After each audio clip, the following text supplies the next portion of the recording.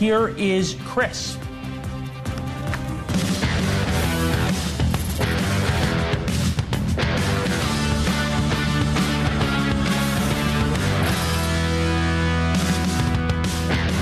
Hey, I'm Chris Cuomo. We have big news on our watch tonight. Has President Biden just gone bad on Israel? Has he really cut them off? That's what all the headlines suggest from an interview he just gave.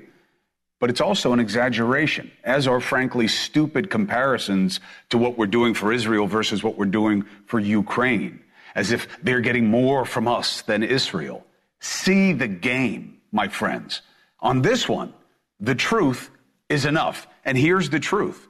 President Biden just made his biggest move on the biggest issue abroad for you voters, and it could affect his election fate. Here's the move. The president says he is going to withhold certain weapons that Israel says it needs in Rafah. The whole question is why. Here's what he said. They go into Rafah.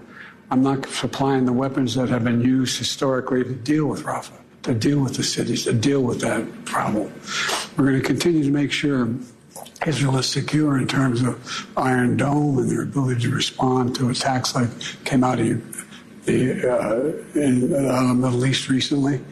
But it's just wrong. We're not going to supply the weapons and the artillery shells used that have been used. Artillery shells as well. Yeah.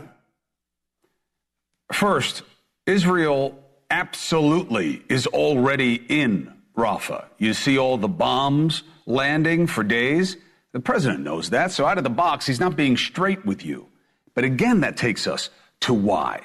And we didn't really get it from him, and he certainly wasn't pressed in the interview. What is Israel doing that's wrong now? Trying to root out terrorists that want to end them? If so, since when is that wrong for Israel? Because the president was fine with it until now. Is it that they didn't give the people in Rafah enough warning or safe places to go? That's legit, but he didn't say that. And what happened to their right to respond that he kept talking about? How has that right changed? Have they responded too much? Now, if that's the case, and it seems like it is, compared to what? Senator Lindsey Graham took advantage of the chance to show who's more of an ally of Israel, taking America's top military brass to task earlier today on this issue. Take a listen. Would you have supported dropping the atomic bombs on Hiroshima and Nagasaki, General Brown, to end World War II? Well, Senator, I think just based on the situation where Well, we know. I mean, it's happened. We know. I'm not asking. They did it. Okay, so Israel's been hit in the last few weeks by Iran, Hezbollah, and Hamas, dedicated to their destruction. And you're telling me you're going to tell them how to fight the war and what they can and can't use when everybody around them wants to kill all the Jews? This is obscene. It is absurd. Give Israel what they need to fight the war they can't afford to lose. This is Hiroshima and Nagasaki on steroids. 2 bombs, 150, 250,000 people killed, but it ended the war. Israel doesn't get the benefit of the same analysis, even though the scale is much less. You got to explain a move like this when there's an existential threat involved, and the president didn't. So, is Biden choosing what's good for him by protecting himself against his left flank? Did the campus chaos trigger his team at the expense of Israeli stability? Or is this move really a rebuke of Israeli Prime Minister Bibi Netanyahu, a signal that he has to go? Now, that is a more defensible proposition. Bibi's out of step with his own people. The polls show that. He clearly has a case of bloodlust. Remember, before all this, he was on the doorstep being pushed to an exit by trying to take over the courts in an autocratic move. He's very far right. But this move, is it the right one for Biden? For America? Let's bring in 2 people who know the answers. Former Israeli special operator, counterterrorism analyst, Aaron Cohen. Former Supreme Allied Commander of NATO, General Wesley Clark. Gentlemen, thank you. Aaron, I start with you. Why does this matter to Israel?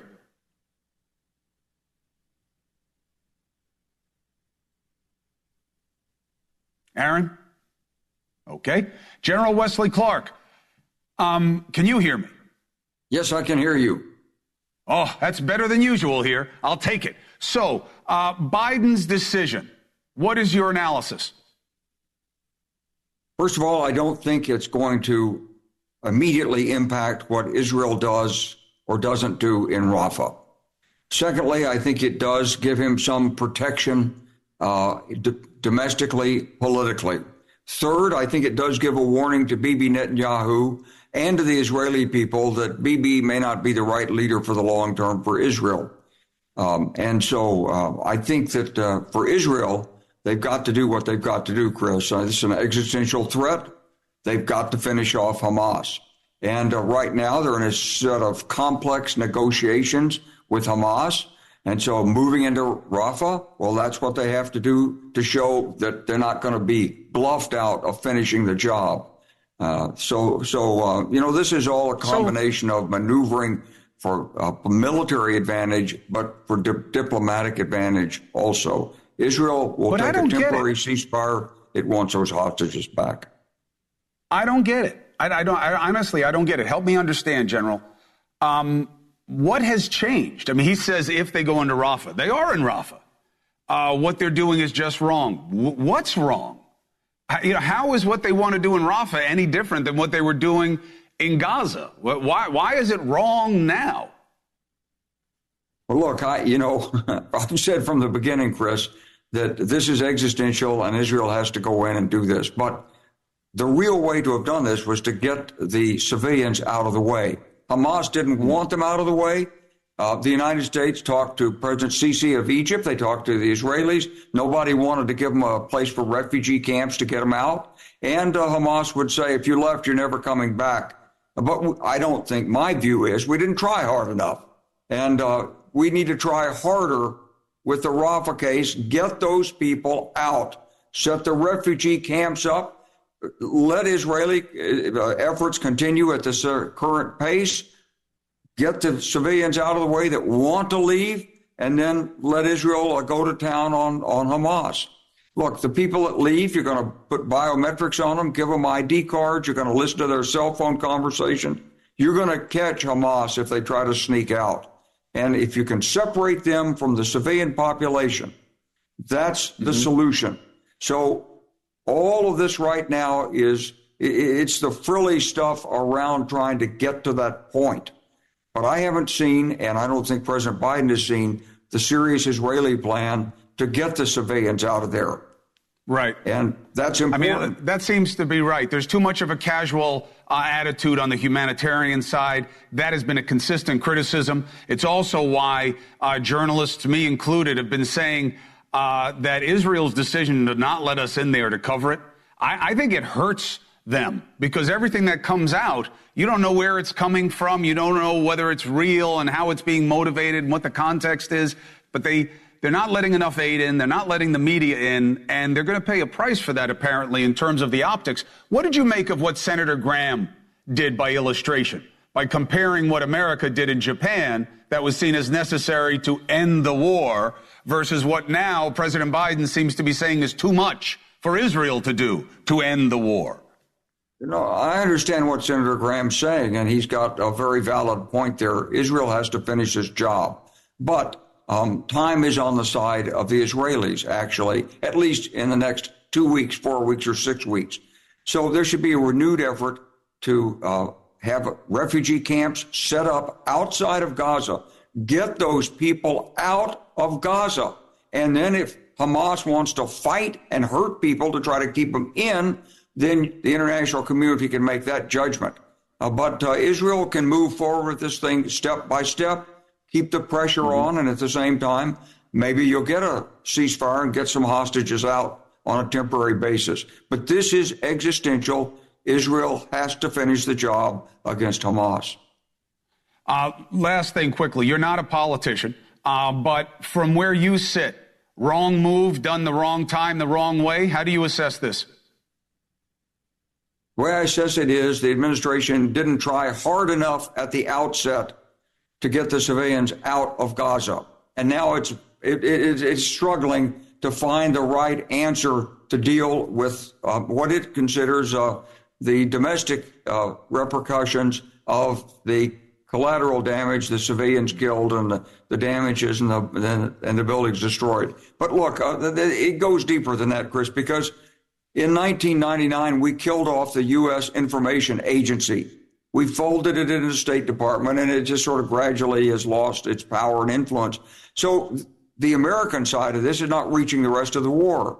And we were hit, and the Israelis were hit by a well-orchestrated information warfare campaign to discredit Israel. And look, this is all part of the operation. And you got to be able to walk and chew gum at the same time. So the Israelis had to understand this. They couldn't. And I think Iran is the head of the snake, General. I think Iran is the head of the snake when it comes to the disinformation and misinformation of what's happening on social media, what's being put out on video, what's being flooded on TikTok, and of course, what's happening with the proxies on the ground. And it is the biggest thing that has been ignored by now 2 presidential administrations in a row, right? Because for Trump, it was just getting out of the nuclear deal. That's all he had to do with Iran to get a win for him personally. But now we got the head of the snake, and obviously everything else is just noise. General, thank you very much. I appreciate you. We lost Aaron Cohen. It's not because I don't care about the Israeli perspective. We'll get him back. Thank you, General. Thanks, Chris. Thanks for having me on. Thank you. I appreciate it. I needed you. All right, let's bring in Bill O'Reilly. I lost Aaron Cohen, but I was trying to make the points of confusion that Israel's going to have about this, which is why the change? Like what has changed for us? It seems like what changed here, Bill, is the political calculation for Biden. Fair point? Yeah, I mean, so far your discussions have been fair, I think. Good information flow. There's a lot of stuff that you don't know. And forgive me if I don't use the word existential. Number one, there are 2 reasons that Biden did this today. The first reason, he's getting heavy pressure from Qatar, Saudi Arabia, and Egypt not to help the Israelis invade Rafah. That's the primary reason, that Biden needs those 3 countries to advance the cause of peace in the Middle East and be a bulwark against Iran. As you pointed out, Iran's behind all of this. So that was number one, heavy pressure from the Arab world on Biden, added to the fact that the progressive base that Biden is beholden to hates Israel and doesn't want this offensive action. And if civilians are killed in good numbers, that's going to fuel more protests in the USA. It's going to make the Democratic Party look worse. So because of those 2 reasons, Biden went public. He made a mistake by going public. He's got Burns, the CIA chief in Jerusalem right now. Burns should have done all of this quietly with Netanyahu and the defense minister of Israel. Very quietly. Said, look, we can't supply you with heavy weaponry if you go in and slaughter thousands of civilians. So no, if you do that, we're going to stop supplying you, and we're going to tell the world that we warned you and you did it anyway. That should have been done in private. That's what diplomacy is. But Joe Biden's not in charge of this. This is a Jake Sullivan play, okay? Blinken is second, but this is a Sullivan play. And Sullivan is very worried that Biden's going to lose in November. So he wanted the publicity, and that's why they chose CNN, all right, to send a message to the progressives like, oh, don't get mad at us, we're on your side. So there you have an encapsulation, 100% true, of what happened today. If you say so yourself. The only thing is that I think he needed to say it out loud because he had to be preemptive about it to please the left flank. Let's take a break. When we come back, I want to take on another big move from. Why though? What? Why? Why do you have because to? He wants. Why do you have to please your left wing flank? Why? Well, because he's worried that he's not going to get elected, and he needs to have as much of the base out as possible. That's almost a rhetorical question. That's why he's saying it. He's saying, I'm stopping Israel. He should Don't be be doing mad at me. He should be doing the right thing for the country, not for himself. Okay, Agreed, take a break. welcome. I'm here. I'll stay. Welcome to politics. So we're going to take a break. When we come back, that's the biggest issue in the election abroad. At home, it may well be what's happening at the southern border. The administration just announced 2 moves that they're in the fix mode. Are they the right moves for the right reasons? And then they are enough. Are they enough? Bill O'Reilly weighs in. Next. All right, let me set the table here real quick. Big move abroad for President Biden, saying enough to Israel. And at home, same message, enough, this time at the southern border. The administration wants to put in unilateral changes to our asylum policies that will allow officers to exit more people sooner, okay, using national security interests. And Senator Chuck Schumer is reintroducing a bipartisan bill which would also toughen asylum laws. Too little, too late? Here's what I think. They should start with the truth. Explain the action, but also the numbers and why the delay. The border is a mess, but the idea that it's open is false. It's disrespectful to the men and women who are doing the job, executing and enforcing the laws. If it were open, they wouldn't be stopping so many people, right? In December, there was a record, 250,000 encounters with migrants crossing into the U.S. Illegal crossings, though, are down 40% in 2024. Still high by historical standards, but they're lower. Why? Because the Biden administration is redoing what it undid from the Trump administration, working with the home countries, specifically Mexico, where the authorities have been helping to intercept migrants, about 8,000 a day. Okay? So what is the assessment from Bill O'Reilly? What do you think? What do you think of these moves? You know, I read the bill that was originally introduced by Schumer, and the Republicans rejected it because it would have spent an enormous amount of money redirecting asylum claims, not stopping them. So my solution is you stop all asylum claims for 6 months and reorganize the Border Patrol, the immigration courts, and then you have Congress pass a much more easily understandable immigration policy. So right now what you're asking the Border Patrol to do, and the Border Patrol is overwhelmed, is to basically cherry pick who's not going to get visa consideration. So they can barely contain what they have now. So now you're going to line people. You go, okay, you can get it, but you can't. And there's no explanation. It's all subjective. And the Border Patrol is not going to be able to do that. So it's, again, Schumer is doing this for political reasons. This isn't Biden. Biden doesn't even know what this bill says. All right, but this is Schumer. Schumer knows that the Republicans' biggest issue is and you don't think it's open, I do, is the open border, the 10 million who are already here unsupervised. And the Republicans are not going to give that up, by the way. They're not going to give it up. So they're not going to vote for anything that Schumer, with Biden's name attached to it, is going to put forth. That's bad. It's venal, but you talk about it all the time. This is politics. And the Republicans aren't going to give up that issue. They're not. But Biden doesn't need them. He can write an executive order tomorrow suspending all asylum claims for 6 months. He doesn't need anybody's permission to do that. He can do it. He won't do it because it's gamesmanship on both sides. But your question about, hey, what took you so long, that'll never be answered because that's the crux of the matter. Why did you screw up for 3.5 years? What is wrong with you?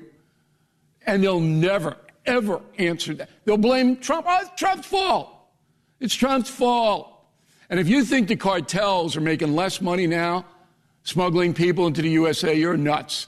Those Mexicans, they are all under the sway of the cartels. There is no independent Mexican authority at that southern border. None. I'll tell you, I think the biggest missed opportunity of this administration has been fentanyl. Yesterday, I was reporting that the DEA administrator was addressing Congress. There was like nobody at the hearing because everybody's covering the Trump trial. And, you know, he was basically laying out, look, we're doing everything we can. You guys have not taken this seriously enough, and the numbers are going up. And then I had Senator Ron Johnson on, who had tried to do something, and he tried to say, well, we've done some things. every part of it is getting worse, and it's a great window into this issue. You know, it's a great opportunity, Bill, to say, hey, I'm not offending the left flank. I'm not offending you. I know that you love the migrants and you don't want me to stop anybody. I get it. But fentanyl you don't like, right? And they'll have to say, yeah, no, we don't like that. Good. We have to go after the cartels and stop the flow. It was a great opportunity. The far left is behind the legalization of hard drugs, so I can't be against fentanyl too much. They want everybody to be able to do anything they want. Didn't Stormy Daniels accuse Trump of giving her fentanyl, by the way? I might have gotten it wrong. But it may be the only thing she didn't accuse him of. Anyway. I got to tell you, that may have been the best thing that happened to him in the trial since the gag order, was her going so down that rabbit hole of personal attacks. If you're on that jury, trust me, they don't even care what Trump might have done now. They're going, I just want to get out of here. And wait till you see Michael Cohen. Oh, my God. That jury is going to go, not guilty, let me go. I want to go home. But anyway, back to the fentanyl thing. You can't protect people from themselves. People who are consuming hard narcotics at this point in history don't care whether they live or die. Now, should society step aside and let them commit suicide? No. We have a responsibility to try to save as many lives as possible. But if you think that hardcore drug addicts care whether they live or die, they don't. And that is what holds back the public opinion and the politicians really getting involved in fentanyl, because these consumers of the narcotics don't care about themselves, their families, or anything other than getting high. And that is the truth. Right. That's the illness. That's the illness. But here's the twist with fentanyl, is they're putting it in things that people don't know it's there. They think they're buying Oxy 30s, which is a popular distraction drug, and it's got fentanyl. They think it's Coke, it's got fentanyl. They think it's meth, it's got fentanyl. Cuomo, and on the that street, is very everybody knows this is happening. Cuomo, everybody knows this is happening on the street. Every drug addict knows that the needle in their arm could be their last few minutes. Right. Right? They all or know what they're it, sniffing. And they don't care. But a lot of these kids, we keep hearing these stories of kids dying. They didn't know that they had it. And that's why everybody's handing out these fentanyl test strips and the Narcan kits. I mean, that's why you should be attacking it. That's all. I just think it's a great opportunity. The whole country will get around it. Last word. Go ahead. Nah, I don't. I think the country's had enough of the drug culture, believe me. But we, as a noble nation, and I believe we are, we have a responsibility to try to save people, even if they don't want to be saved. But in order to do that, you have to take harsh, tough measures, and we are not willing to do that. Anyway, I sent you a not woke mug. I know you sold it on eBay. I heard you got like $50. I heard you got $50 for that mug on eBay. Is that true? No, I put lipstick on it. I said it was yours. I got $5,000. I don't wear lipstick. You're the guy with all the makeup. Look at the hair on him. How do you get your hair to stand up like that? Is there a mousse thing you got going on or what? No, it's a toupee. Does Dusty do your makeup, by the way? I want to know, does Dusty do your makeup? No, Corinne does it. I have my own person, Bill. Don't insult me like that. Oh. Do you have anything that you need people to know about your website? Right. Nah, look, I mean, I got Grover Cleveland. The same thing has happened to Donald Trump.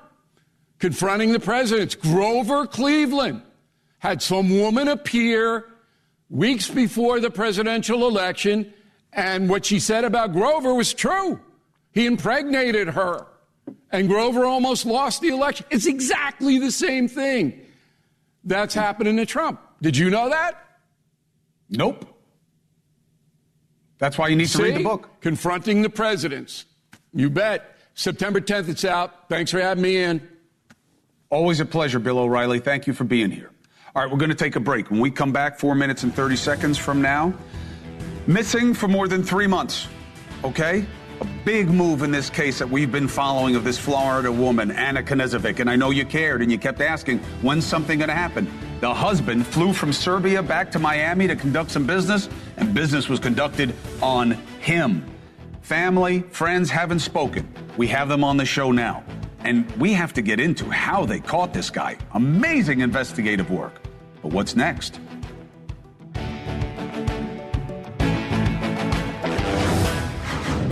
The not knowing is the hardest part when someone goes missing. 3 months for authorities, but they finally made an arrest in the case of missing Florida resident Anna Knezovic. Last weekend, the cops arrested her husband when he flew from home country Serbia, which is not in the extraditing way when it comes to the United States, to Miami International Airport. Why did he come? We'll discuss. They charged him with kidnapping. Why? Because they don't have a body. We don't know if Anna is alive or not, but he may. The details are amazing in terms of the police work. Remember, there had been footage of somebody spray painting, right? There was a guy seen with a helmet, but we didn't think it was him. They found surveillance video of someone who looked like David buying spray paint. And then they connected it to the helmet and blacking out security cameras. And then this woman that he was working on the side from Colombia, which is also where Anna's from, he asks her to translate a message. The woman's mother gets curious about him, Googles him online, sees that his wife is missing, and sees the news that we were reporting about the message and that the translation seemed off. They went to the authorities. How amazing is that? Then they find out, well, he's in Serbia, so he wasn't in Spain. I think his attorney and I, discussed that about how, well, it couldn't be him. He wasn't there. He picked up a rental car in Serbia, returned it with 4,800 miles driven on it, and tinted windows. Who tints the windows of a rental car? Police also say it had replaced license plates. Anna's car insurance policies got mysteriously canceled. Goes on. Now, we haven't heard from the family since the arrest, but we will now. Her brother, Felipe, is with us, and co-counsel for their family, Courtney Caprio, is with us now. Felipe, it's good to see you, brother. Counsel, thank you for joining us. Both. Thank you for having us. Felipe, I wanted to ask you to think back to something. I remember talking to you early on, trying to put together a chronology, and you said that you had reached out to the husband when she disappeared at first to find out what was going on and what he knew. Do you remember that, Felipe? I do. Now that you know the police think it was him, think back on that phone call. Do you remember anything, hearing anything in his tone or how he seemed that now makes more sense to you? Totally. But Chris, I'm more interested in talking about my sister. And you guys, if it wasn't for you guys, that mother wouldn't have seen those messages and then tell the police about all of this. And this is the beauty of news, and I'm eternally grateful for you because you took on this case when nobody else will hear us. So my friend Annie put me in contact with Kavita, and Kavita sent me to you. And I really, really appreciate that, because for me, that's shocking how the messages are the same. So it's just insane. Listen, doing the job is a privilege, but for us, it's not over until we find your sister. And I know that that's what matters most. Now, counsel, we are told that he flew back to Miami for something business related.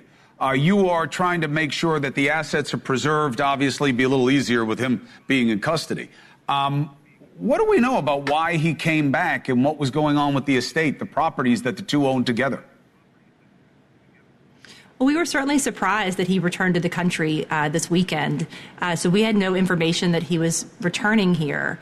As far as the property goes, we have worked to appoint a conservator over Anna's assets here in Florida under a statute that allows a missing person who is perhaps dead at the hand of another to have a conservator appointed to administer her assets and estates. So we have made, we've got an order entered by the probate court in Fort Lauderdale to do that and to protect her assets. Of course, that was before David returned. So this caught us all by surprise, and we are very grateful to all the investigation that went on. The police work was astounding, and we are looking forward to getting justice for Anna. Do you know why he came back? What was he looking to do? We do not know why he came back. No.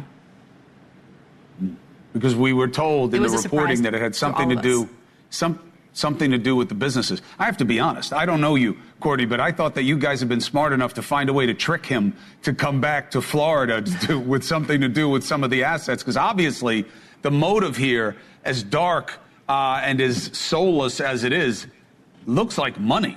And, you know, maybe that's what had happened. Look, you got the bond hearing Friday. That's the most important thing right now, because you got to believe this guy's a flight risk, because Serbia will not give him up to the United States if he can find his way back there. So that's a very important day. I'm assuming you'll be in attendance there, counsel? Yes, Chris, we'll be there to provide the court with the family's position if the court will allow us to do that. And of course, we agree with you that he is a flight risk and should not be bonded out. Felipe, I know this is all so bittersweet for you, because for you it's about where is Anna? Where is your sister? And this may be the only man who knows, and that information may be the only leverage he has if the police is right about who did this and how.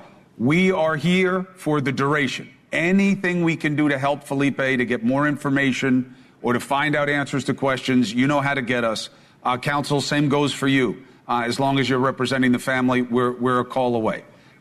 This is progress, but it is not the answer we're looking for, which is, where's your sister? We'll stay on it. Felipe, the best to your family. Counsel, thank you for being with us. Thank you, Chris. Thank you, Chris. All right. 3 minutes, 45 seconds. When we come back, members of Congress want documents they believe the Secretary of State has that may betray the lie that we don't know where COVID came from. You need the transparency. We have to know if it was made to do something. And AstraZeneca is pulling its vaccine. Everybody's saying, see, they know it doesn't work. That's not why they say they're pulling it. We have Dr. Deborah Birx about what needs to be answered about vaccines. Next.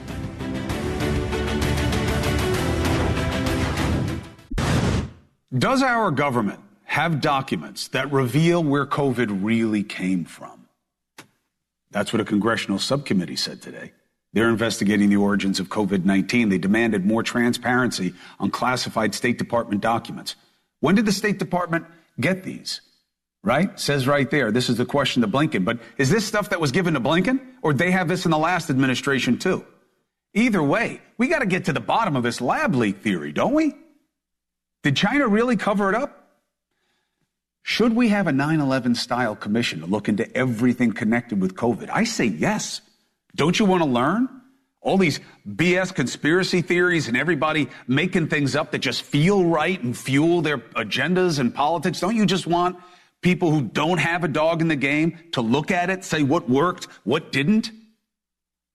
The parties only care about what advantages them, not you. We can do better. Let's bring in Dr. Deborah Birx. She was the White House COVID response coordinator during the pandemic. Thank you for joining us. I've always been dogged by this. I've always felt that we could know where this thing came from, but China just doesn't want to comply. You think it's as simple as that at the end of the day?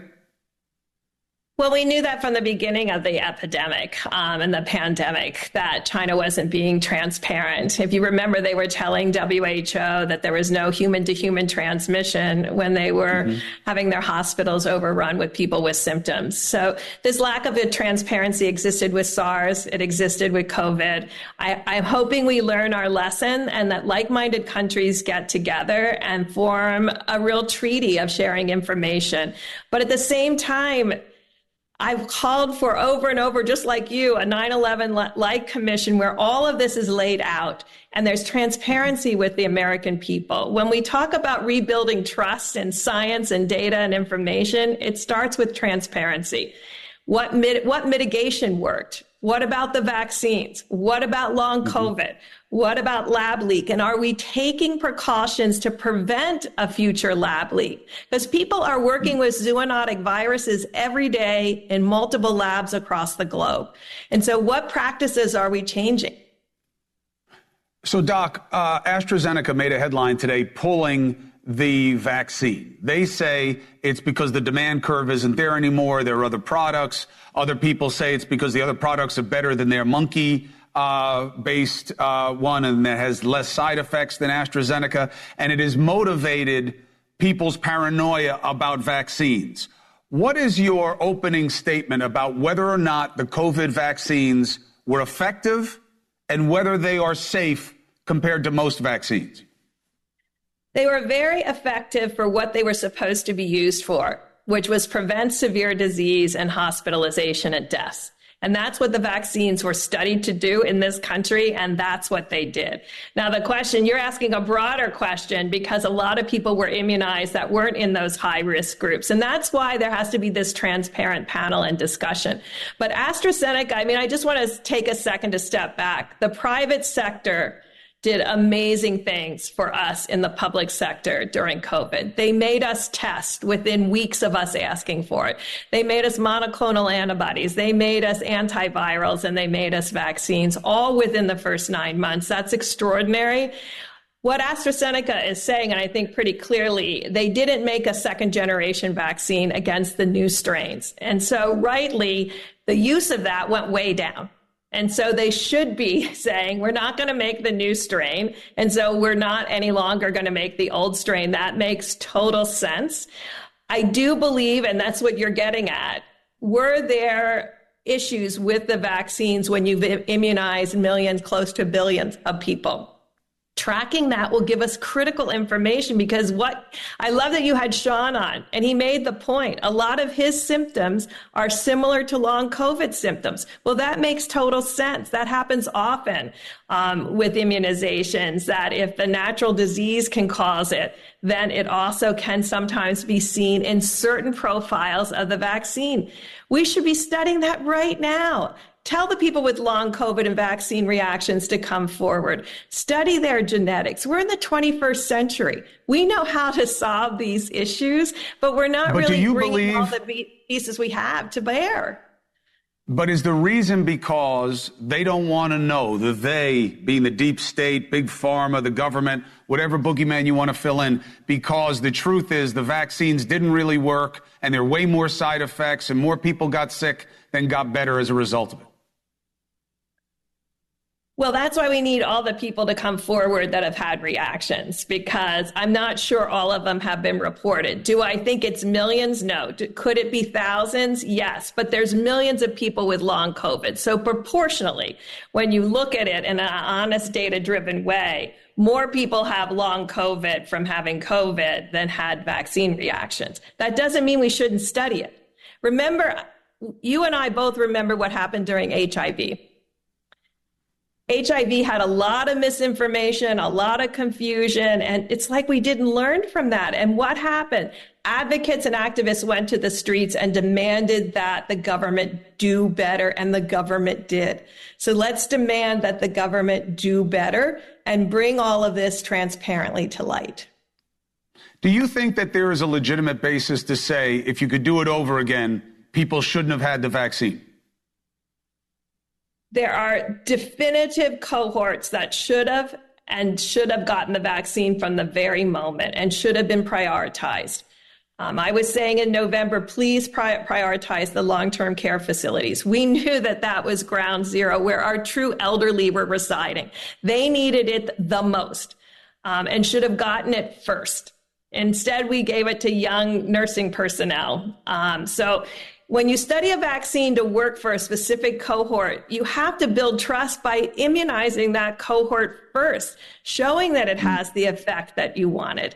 And I hope we learn those lessons, because you're absolutely right. There will be another time when we need the American people to come together and listen. And I think until we have the 9/11 Commission, until we've listened to each and every one of them and addressed their concerns, and they believe they were heard, people are going to continue to spread conspiracy theories. You block conspiracy theories when you let people be heard and you answer them transparently. I agree 100%, and I'll keep pushing. Dr. Birx, thank you. Thank you. All right, let's take a break, 4 minutes, 45 seconds, get a couple of calls in. What do you say? 844-968-7720. Let's get after it. All right, Dusty, who do you got? Steve from Orlando, Florida. Steve, what's your question? Hi, great show. Yeah, I just want to know why you think that Joe Biden is so anti-Israel. I'm Jewish. I voted for this guy, and I'd like to know why you think he's so anti-Israel. I'm not pro Benjamin. I don't like Benjamin Netanyahu, but I am pro-Israel. I don't want to see anybody die or get hurt. But why is this guy, other than the fact there's 26% Muslims and there's like 0.2 of 1% Jews, why do you think this guy is so anti-Israel? Well, first of all, I don't think he's anti-Israel. I think he just made a bad move to shore up his left flank. I think they're probably killing him about what's happening on the campuses because that is the left. That's the far left of America, what you're seeing playing out on the campuses and the universities and the perversity instead of university that they're putting into these kids' heads and not letting it be balanced by anything. So I don't think he hates Israel. I think he's demonstrated that many times over. But